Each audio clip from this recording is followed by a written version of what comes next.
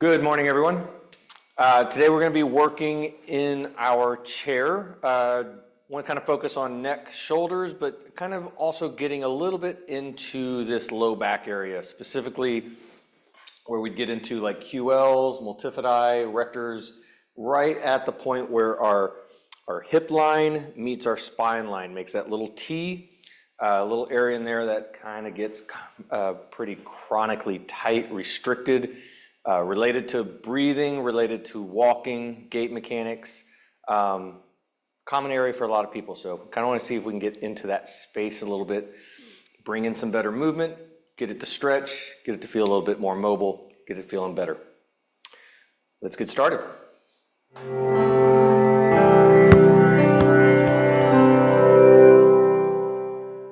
We are going to start on the floor on our back, feet on the chair. I want the knees to be pretty tight towards the chest. So scoot your bottom in fairly close to the chair. Draw your knees in so that your hips are less than 90 degrees. From here, we're going to open the knees so they're about shoulder width apart while keeping the feet in contact with each other. Heels and the ball of the foot touching. Knees are shoulder width apart. From here, we're going to make our big C shapes with our hands, and I want to place the thumbs as close to that spot, that space in that low back area where the pelvic line and then the spine meet. I want to be about an inch or two above that line so that we can feel into that low back musculature with the thumbs. Index fingers are wrapping around to the front, seeing if you can feel as much of your abdominal musculature as possible. And then the side palms are pressing into the side body. I want to be in that nice meaty space of the abdominal wall. I don't want to be pushing on bone. So I don't want to be pushing down on the pelvis or on the ribs. Only nice meaty musculature. From here, we're going to take nice inhale in through the nose, and I want to imagine that abdominal wall where our hand is like a balloon, and we want to expand that balloon out and away. So we should feel that pressure of the abdominal wall push into our thumbs, into our index fingers in the front, and out through the side into the palms. On the exhale, we're drawing navel all the way in towards the spine and allowing the hands to cinch in lightly in order to create resistance for our next inhale.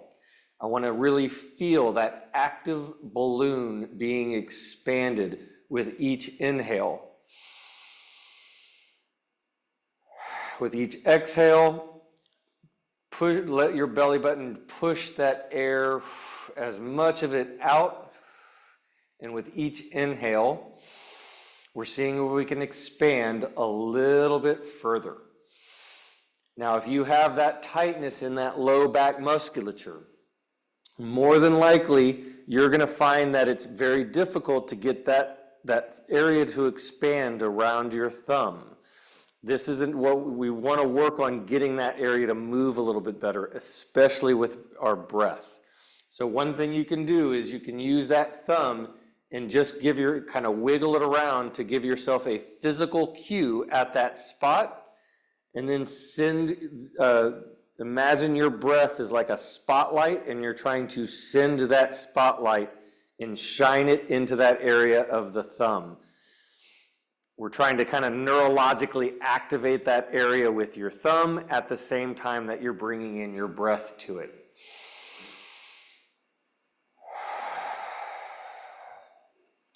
You may feel that you're able to get a little bit more activation into that space.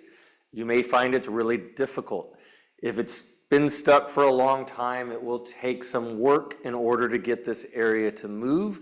So this would be a breath practice that I would encourage you to do really kind of frequently throughout the day for days, probably for at least 3 or 4 weeks, before you really start to see any significant improvement in it.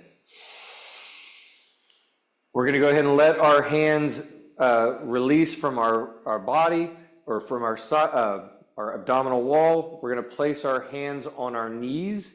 We're going to actively push the knees away at the same time that we pull our knees into our hands. I want to create light pressure through the abdominal wall, or through the abdominals, through our bracing. So as you push, you're also pulling. I want to make sure the head and the shoulders are soft and relaxed on the floor. If you find that your head and shoulders need to come up, try pulling your knees further back, or you can set a pillow or a blanket underneath your head so that you have something to let it rest on. From here, we're going to do the exact same breath. Breathing in, filling up the abdominal wall like a balloon. And then on the exhale, draw that navel all the way into the spine. On the next exhale, when you inhale, allow that breath to move all the way down into the pelvic bowl. I want to see if we can feel that kind of length and stretch moving downward. As we exhale, we're going to do a light Kegel, a light squeeze of the pelvic floor. And then immediately as you get that full exhale on the next inhale, I want to bring that breath into that squeeze and feel that squeeze get drawn back out into length, using your breath as much as you can.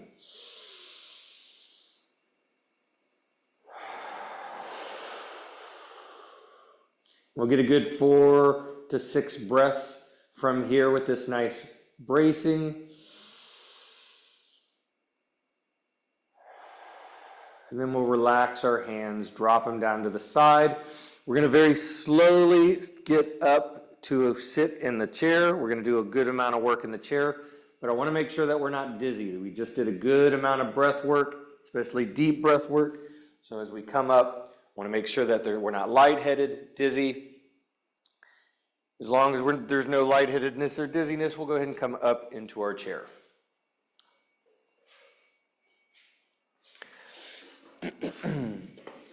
So, want to sit a little bit forward on the chair if possible. We're going to start in a figure 4 position, placing ankle on knee, just basically making a figure 4 with the knees.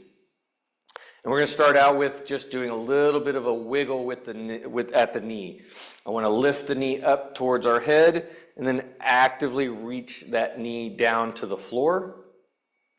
As we're moving the knee that's on top, I want to make sure we're nice and grounded through the opposite leg. So I don't want this opposite leg rolling around a whole lot, because it can kind of make us miss what we're actually trying to feel in this hip. So nice grounded foot, lift the opposite knee, exhale, and draw the navel into spine as you squeeze the knee down towards the floor, and then inhale, lifting it back up. See if you notice any kind of mobility deep within that hip socket.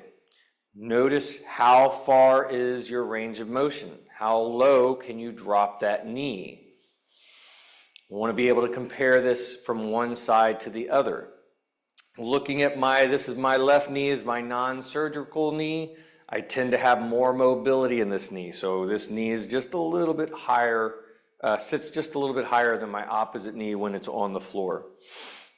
We're going to go ahead and switch and do the same thing on the other side. And right off the bat, my right knee, just its natural resting position is significantly higher, a few inches higher than where my left knee is. I have less hip mobility on this side. Doing the exact same thing. Inhale as we lift the knee up, and exhale as we reach the knee lightly to the floor. I want to make sure that this is not painful on the knee. If you have any kind of, I actually have a little bit of discomfort in this right knee right now in this position. So I'm going into it softly, and I definitely do not want to force it.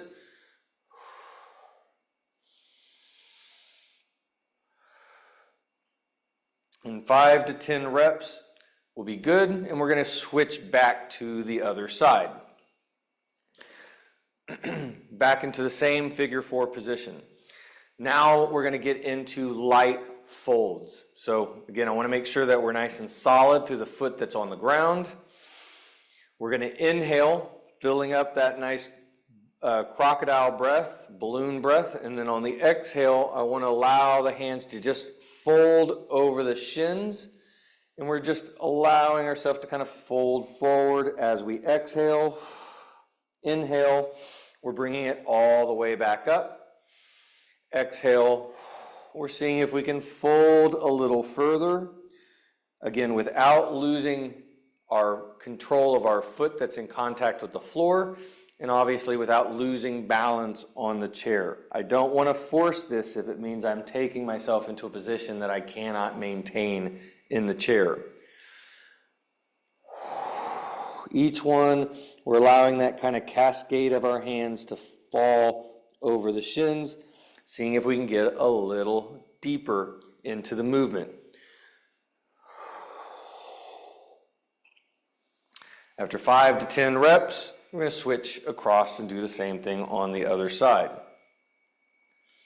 And I'm kind of checking back into my knee. Just coming back to it a second time, it already feels better. So sometimes I get a little stickiness in that knee. It just needs a little movement to get some synovial fluid, and then it tends to feel better.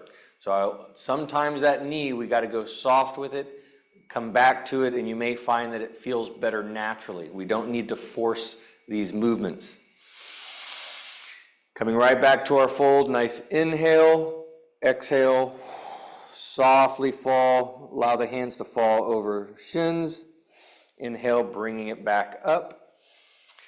I want to compare one side to the other. So I already know that this hip is tighter, my knee sits higher.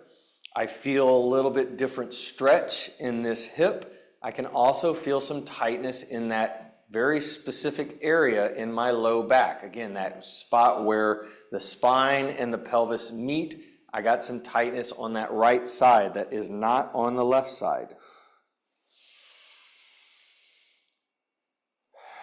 The areas where you feel that tightness, like you're getting some stretch into it, the movements that you get into that you feel that, especially when it's an imbalance on one side and the other, that makes this a movement that we want to incorporate a little bit with a little bit more frequency into our day in order to get these areas to move better. Go ahead and drop our feet down. We're going to come both feet flat to the floor, and we're going to get into our bowls of soup. I want to start bowls of soup with my arms low. We're spreading hands as wide as you possibly can. See if you can feel some stretch within the palms of the hand. Extending the elbows actively away. We're going to start with the palms spiraled up towards the ceiling as much as possible. Really spiraling as if you're trying to turn your palms backwards towards the back wall. We're going to move one palm at a time, spiraling that palm from top. We're going to flip it over, and we're going to see how far can we spiral that palm internally, and then spiraling it back open, and then the same thing on the other side. We're going to inhale as we spiral internal.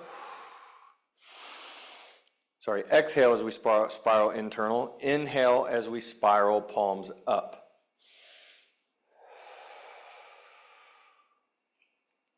I want to keep this long spiral at the specific at the shoulders. I don't want the shoulder to round forward, at least not yet. We're going to let it start to round in a second. But I want to start with just spiraling through the long arm bones and seeing how much can we get the ball of the humerus to spiral inside the fossa of the shoulder capsule.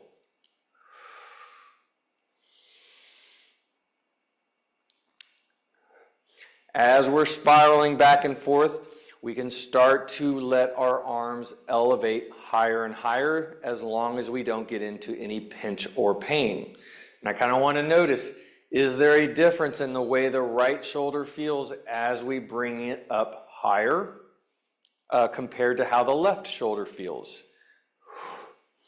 And this is a great place to just notice, how far are you able to spiral that right arm internally to externally? And is it the same distance as your left arm, or is one side a little tighter and more restricted and less mobile?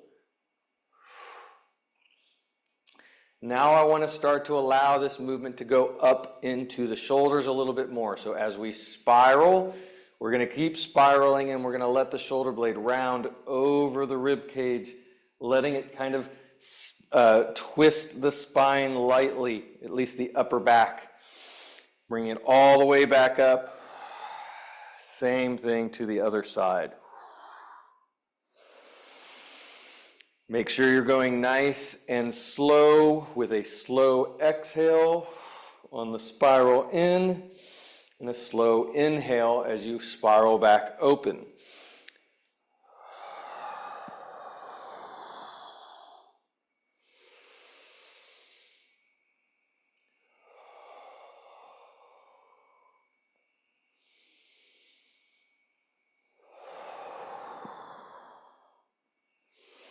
And we'll let our arms relax down to the side.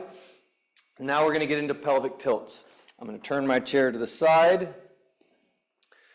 We're going to focus, come back into our breath, breathing into that belly space. Nice big expansion in all directions on the inhale. And then on the exhale, drawing that navel into the spine. Inhale, filling up the abdominal wall. And on the exhale, as you draw that navel in, notice how there is a natural scoop of the pelvis. That tailbone's kind of naturally scooping to where we get a little stretch, or we may get a little stretch in that low back. I want to accentuate into that movement. So as we inhale, allow that breath to move into the belly. The pelvis is going to turn forward, and we're going to get a sway in the back. Exhale, drawing navel into spine as we scoop. I want to make sure the shoulders for right now are staying right over our hips. So I don't want to be leaning forwards and backwards as we're doing this. I simply want to feel that scoop. With each scoop, can you get a little bit more rounding into your low back while keeping the shoulders over the hips? And then on the inhale, feel that pelvis turn forward, belly opens up. You're going to know, you may notice you feel a little taller in the chair. And now we're going to add in our kind of bowls of soup. Except this time, instead of alternating one arm at a time, we're going to do both together. So as we inhale, pelvis turning forward, I want to spiral the palms up to the ceiling and have the arms kind of down at our side with our hips. As we exhale, drawing navel to spine, we're going to spiral the palms over, rotating them, and then we're going to reach forward. And that will round our upper back. So we're kind of reaching, getting that nice rounding as we scoop. Inhale, arms drop back to the side as the palms spiral up towards the ceiling. I want to be actively spiraling up. See if you can feel a nice stretch across the chest as you get tall in the spine, filling up that belly. Exhale, draw the navel in, scoop, reach forward as far as you can as you spiral those thumbs down. See if you can feel this nice stretch across the upper back as well as the lower back. And I want to come back in and recheck with our shoulders position over the hips. Again, I don't want to reach forward and I don't want to have this movement of my shoulders going forward and backwards. For the most part, the shoulders should remain over the hips. As I spiral and scoop, I'm reaching forward, but my shoulders are staying right over the hips. And as I get back to tall, arms drop down, shoulders still remain.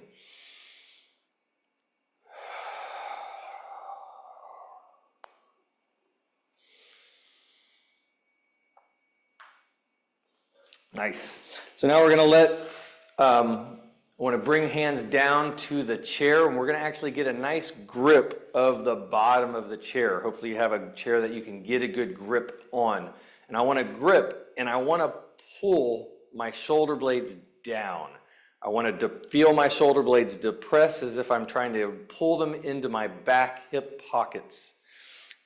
From here, I want to keep the elbows spiraled out as much as possible so that we feel the chest kind of opening up towards the ceiling. This is going to keep the shoulders from elevating. I want to keep the shoulders depressed. We're going to get into a little bit of neck mobility. Coming back into our breath from this position, taking a nice inhale, full exhale. On the next inhale, as we exhale, we're going to start checking our blind spots.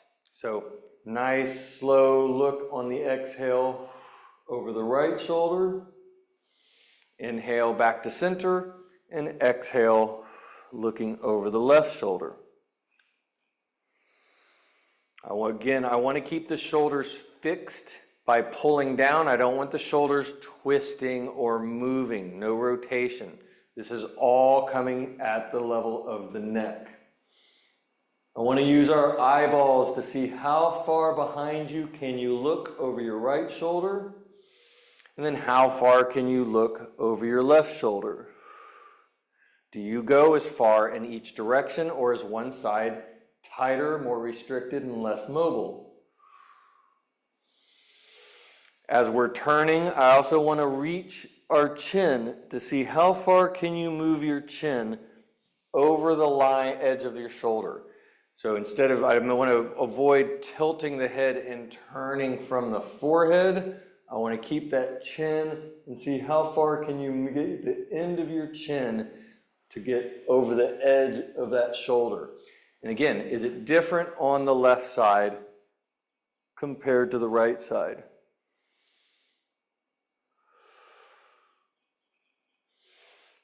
We'll come back to center. Now we're going to get into our tilt and lift. With the tilt and lift, this one's a good one to really pay attention to because we're getting into kind of an inverse T to that to what we were working on in the hip and the low back. Where the spine meets the cranium is another little area where there can be a chronic little area that gets tense, that tends to be more on one side than the other. And it's probably going to be on the same side as the low back. It's not always the case, but that's probably 80% of the time that's going to be true. So as we get into this, I want to notice, how does this feel through the right side compared to the left side?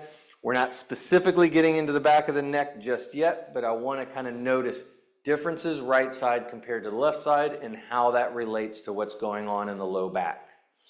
So we're going to lightly tilt the ear towards the shoulder, and then opposite ear, we're imagining that we're trying to lift to touch the ceiling. Again, shoulders are depressed. They are not lifting up. And if anything, I kind of want to really be engaged through my hands to actively lightly pull the shoulders down as I lightly lift the ear up to the ceiling. Inhale as we bring the head to center. Exhale as we tilt and lift.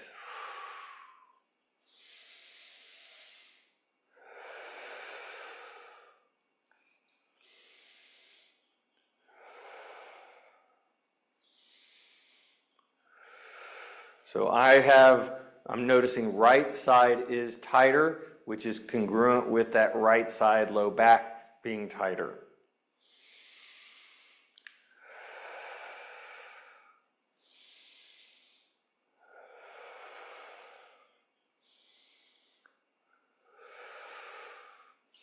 And the last movement we'll do for our neck is we're going to get into our glide. So with glide, I want to keep the cheekbones on the same plane. And we're saying how far can we let the head glide side to side. This one I want to avoid shoulders gliding side to side. It's very easy to move the shoulders and not the head. So again, hands are pulling the shoulders down. I want to keep those cheekbones on an even level, and we're going slow. This movement tends to be easier to do if you're able to look into a mirror or even into a camera to see the position of your head, because I want to avoid turning as we glide or tilting and rotating as we glide. I want to keep the head perfectly forward and straight and square and simply move it from this position side to side. It can be hard to do if you're not looking at it in a mirror, especially if this is a new movement. We're inhaling as we come to center, exhale as we go to the side, and then inhale back to center. Notice if there's a difference in how this feels on the right side compared to the left side.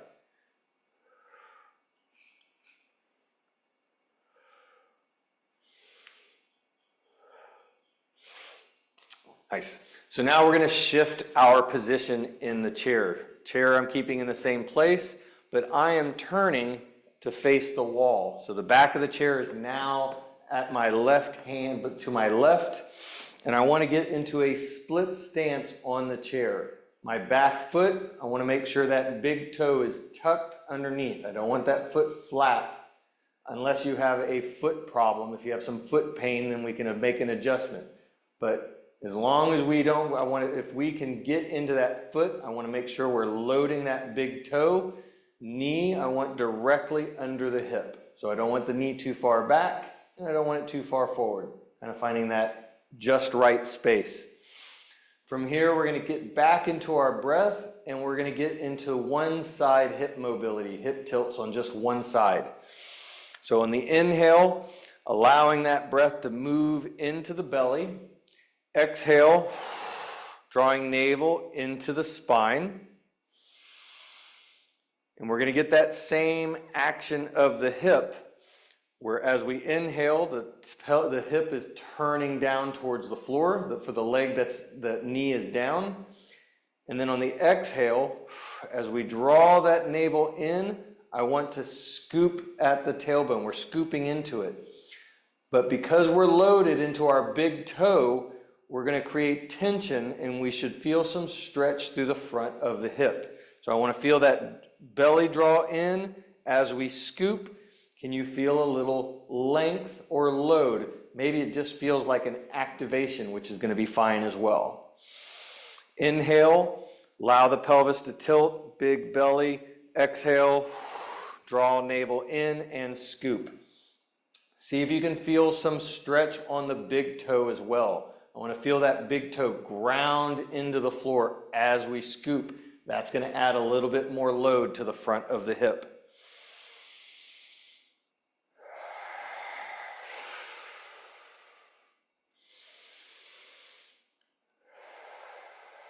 After 5 to 10 reps, we're going to turn all the way around and get to the opposite side of the chair, switching sides. Again, loading that big toe. Inhale into the belly, nice big sway in the back. Exhale, drawing navel into spine as we get that scoop and feeling that nice load through the front of the hip. Inhale, nice big open belly sway in the back. Exhale, drawing navel into the spine. Again, I want shoulders, hips, and knees all in the same line. If I had a staff, it would cut right through each of those points. I don't want shoulders going forward or back on this. I want everything lined up. Make sure that you're feeling that nice load of the big toe as you scoop so that you can get a little bit more load into the front of the hip. Notice if there's a difference in how this hip feels compared to the other side. Do you feel a greater stretch up high? Do you feel it down low? Do you not feel it at all? After 5 to 10 reps, we're going to turn back to the other side again. Same position. I got the back of the chair to the left. I'm going to change my chair orientation so that you can see the next movement, but I'm still in that same split stance. Big toe is still grounded into the floor. We're going to come back and do the exact same movements. Inhale into the belly, exhale, navel and scoop. And we're going to add another movement into this. As we breathe in, nice open belly. As we exhale and scoop, digging in that big toe, we're going to take our hand, so the knee side hand, it's my right knee is down, so my right hand, we're going to reach up like we're trying to touch the ceiling. And I want to see how high can I get my shoulder to rise without losing my hip and my foot. Inhale, we let the shoulder soften, and we're breathing into that belly, pelvis tilts forward. Exhale, scoop, feel that load in the front of the hip, and then add in the reach second. The more we reach, the more I want to feel that load into the big toe and that load into that scoop. See how much can you feel load into the front of the hip at the same time that we're trying to reach as high as we can. With each inhale, we're filling up the belly. With each exhale, see if you can feel some length through the side body. We may not be getting specifically into that low back area, but we're getting adjacent. So you may feel some tightness, some stretch related to that area of the low back.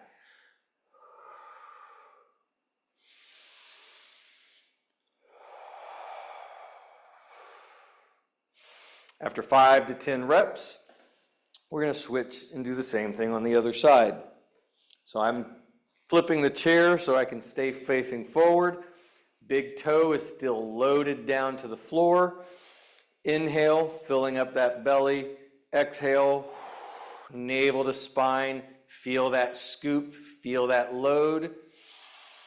On the next one, as we inhale, exhale, drawing it all in. Then we're adding in our nice length and reach. So, interesting thing on my body. Your body may feel different. My right low back was tighter in earlier positions, but my left side in this position, as I scoop and I reach, I feel a lot more tightness through the front of that thigh, and this feels a lot more restricted. This side is the harder side to move from.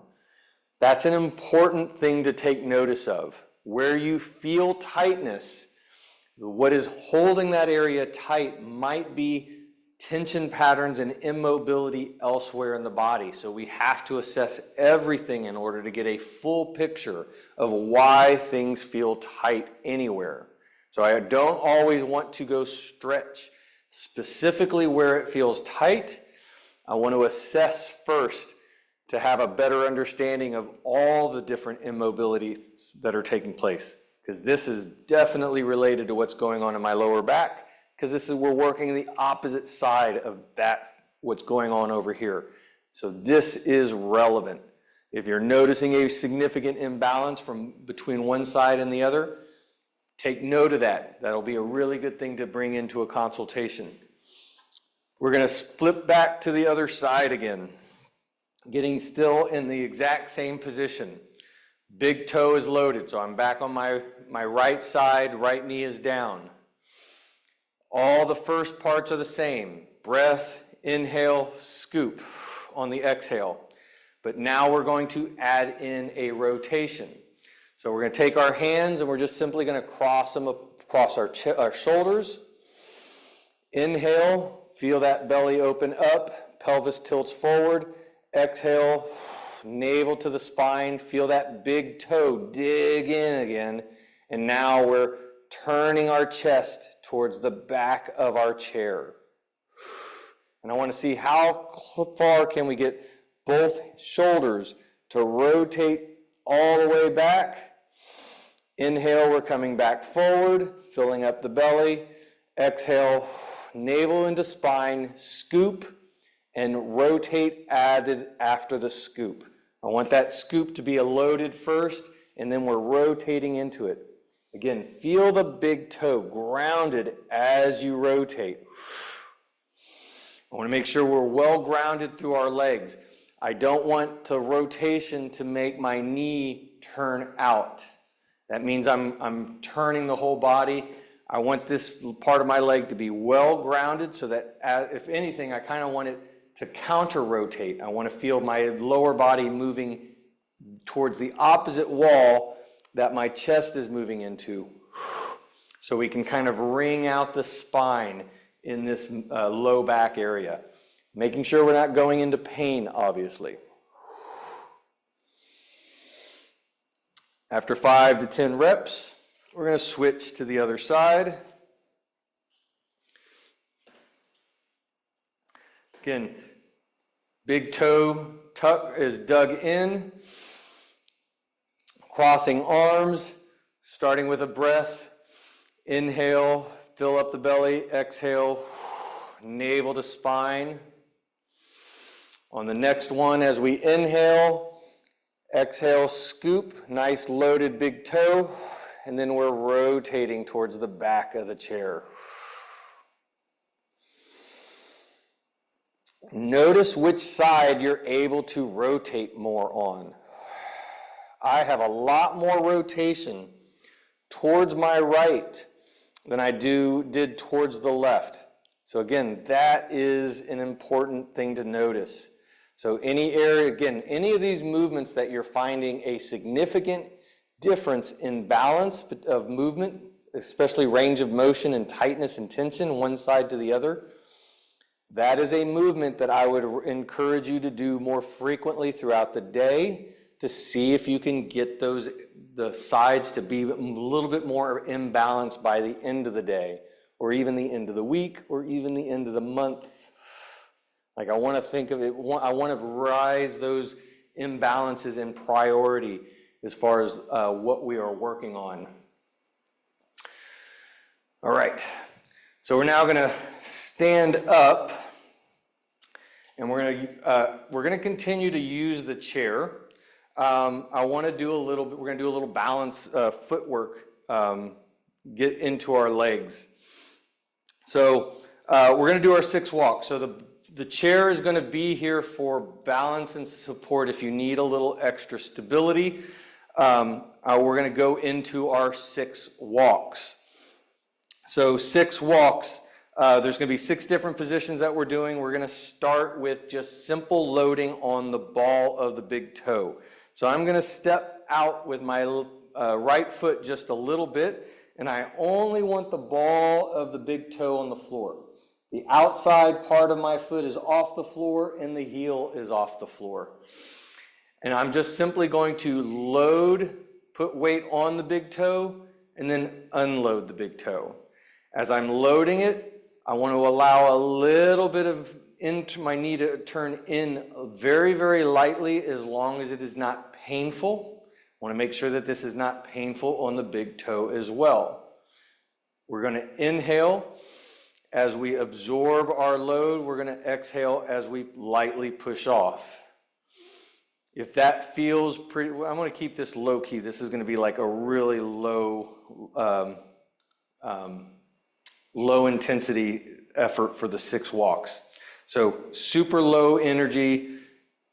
I don't want to get into where I'm kind of bouncing on it right now. I want to keep the foot in contact with the floor as we absorb and as we push off. My foot is still in contact with the floor. Again, the chair can be here for balance and support. You can also have a staff or something else handy if balance is an issue. And we're going to do the same thing on the other foot. Again, foot steps out just a little bit, only loading on the ball of the big toe. Allow the knee to turn in lightly. Inhale as you load, exhale as you unload. Where we may feel this load and unload is in that medial arch of the foot. And I want to notice, is the right foot feel tighter and tenser and more restricted than the left foot? Or do both just feel really tight? Like this may just load right into a big stretch into that big toe area or arch of the foot area. I want to make sure, again, we're not moving into pain. My left foot is my stiff foot. It tends to be stiff to support my right knee. So I feel this a lot more on my right foot at the moment. We're then going to switch back to the other foot. Now we're going to load to the outside ball of the foot. So big toe ball is off the floor, heel is still off the floor. And I'm bringing my foot in a little bit more. I don't want to be quite so far out. And now I'm doing the same load and unload, but I'm allowing the knee to lightly track outward. Again, inhale as we absorb weight. Exhale as we lightly press off through the floor. Again, making sure that this is not painful. I don't want pain in the knee. I don't want pain at the foot, especially nothing over a level 1, level 2. Once we get to 5, 10 reps, we'll switch to the other side and do the same thing. So just turning that foot, placing just the outside ball of the foot. Knee lightly tracks out as we inhale, exhale as we press.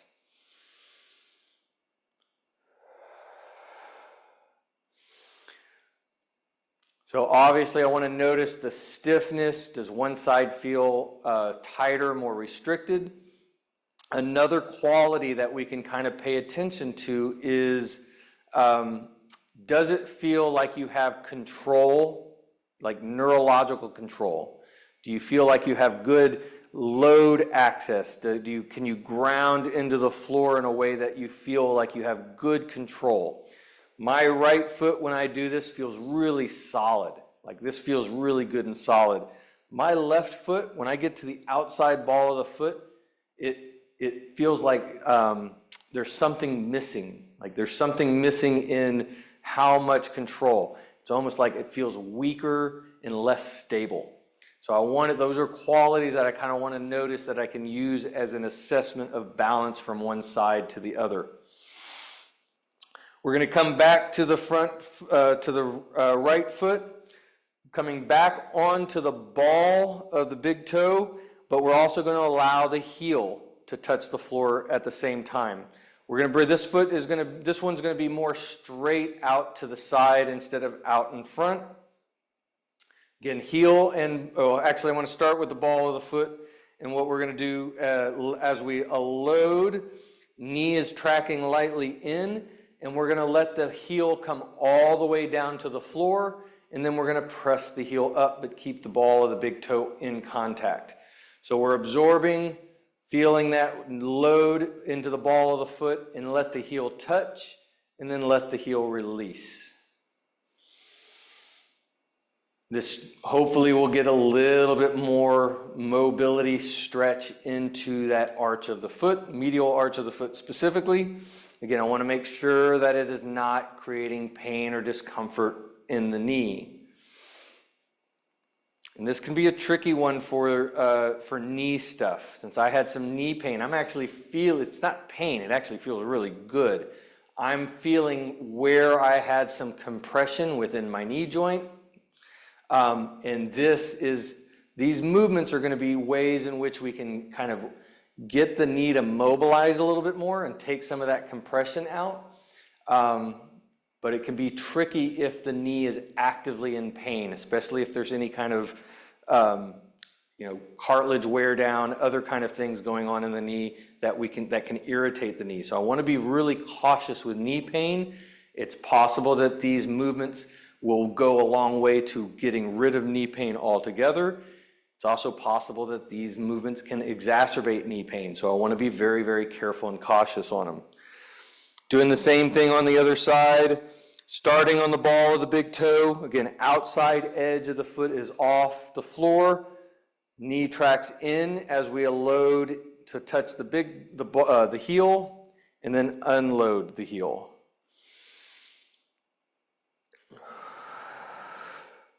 Again, my left leg feels less I have less neurology for these movements on my left side today, which might be part of the reason that my right knee is a little sensitive at the moment.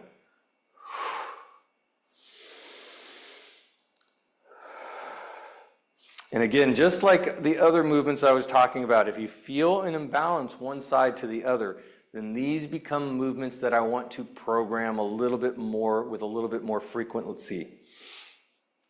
All right, so now we're going to work all the way to the outside blade of the foot. So I want to allow the foot to roll all the way as far as you can without pain, and making sure that you're able to maintain. I want to make sure we're solid and stable on the foot we're standing on.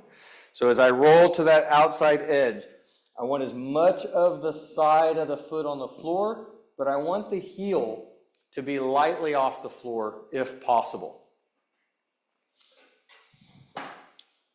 Probably good to have that chair on the side that you are loading into the side of the foot in order to prevent falling. So from here, knees tracking out, and we're just simply applying a little bit of load, as much as feels safe.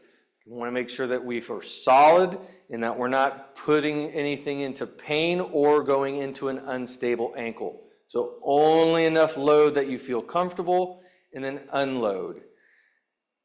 Again, light load and then unload.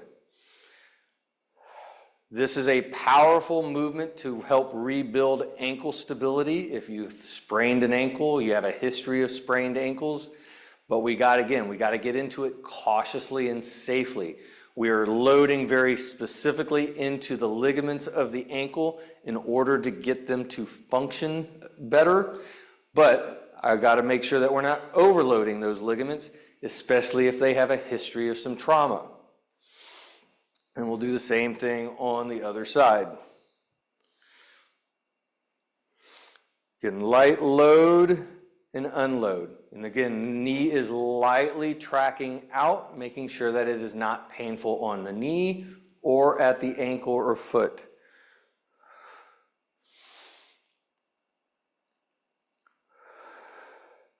If you find that you got a decent amount of range of motion with no pain, no discomfort, but then all of a sudden at the very end it gets painful, then it should be safe to move within the non-painful range, but you got to avoid going over that line, which means back off just a little bit. I'd rather err on the side of safety, going a little less, than pushing it too far.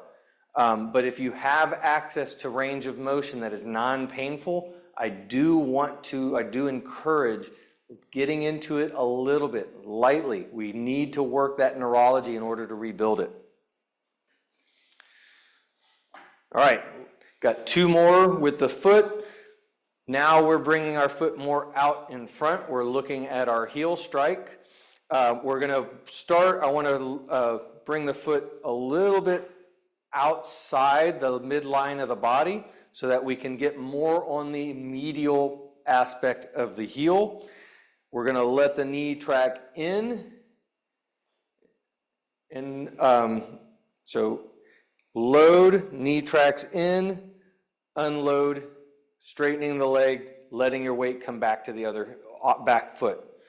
This one, if it feels safe, we can unload the foot off the floor, lightly set it down, let that knee track in, and unload. So it's a nice load and unload. And again, I'm feeling this again through that medial compartment of the knee. It's just enough to give me to keep me aware, to make sure that I'm not overdoing it, but at the same time, it feels like this is the space that I need to get into that knee to get my knee functioning a little bit better today.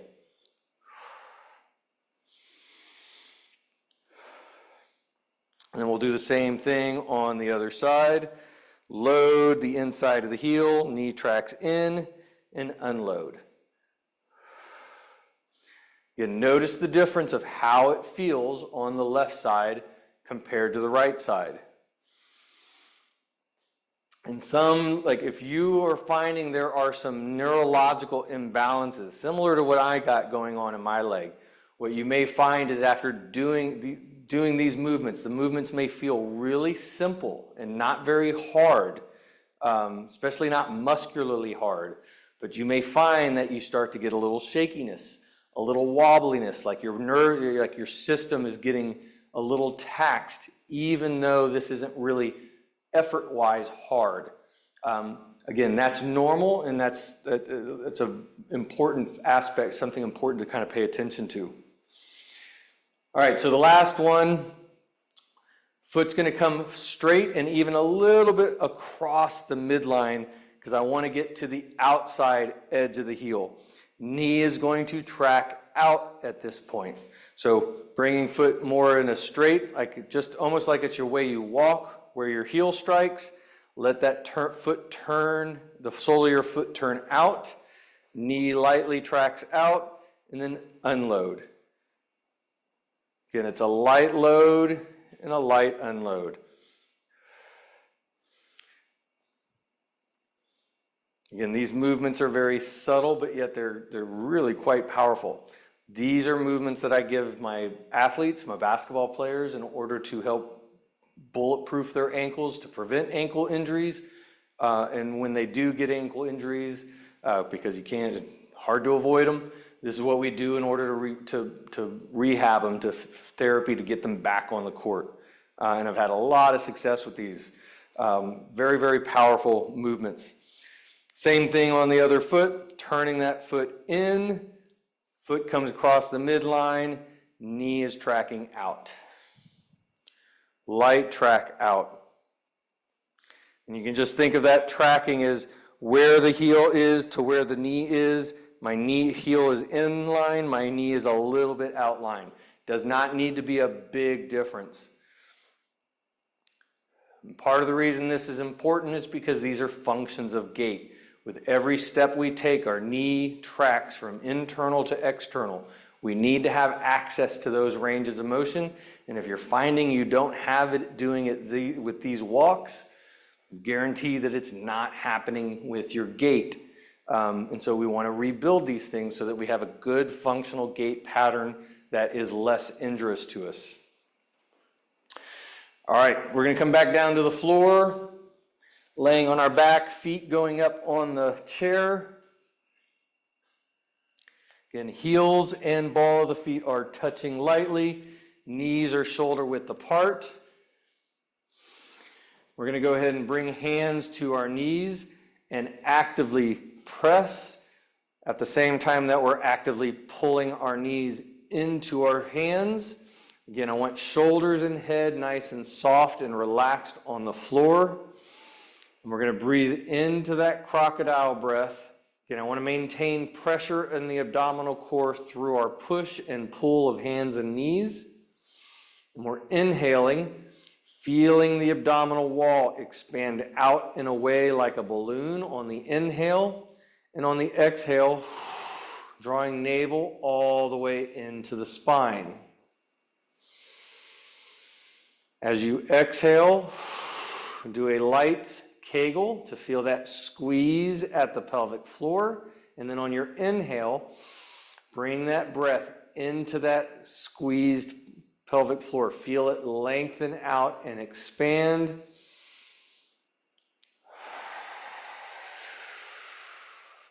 Get about 5 to 6 breaths. With each breath, see if you can expand that balloon a little bit bigger. That balloon of the abdominal wall, as well as down into the pelvic floor.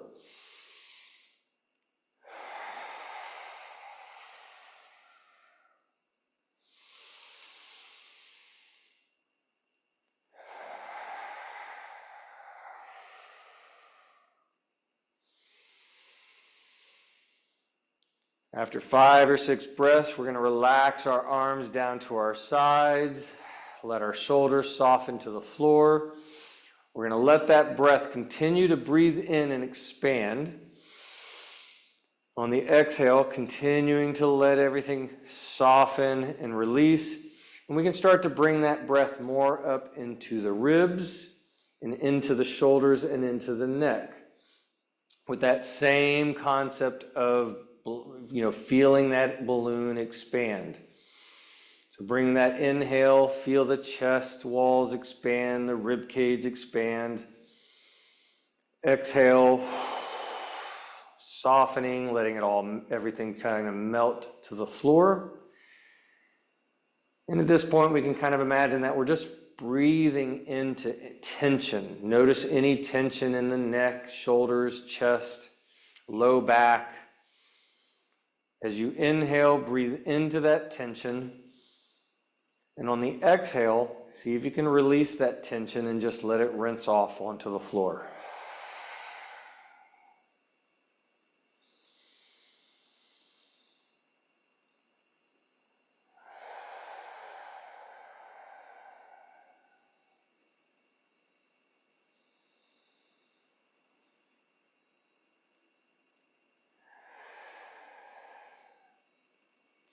And when you're ready, we're going to open your eyes and we're going to very slowly sit back up.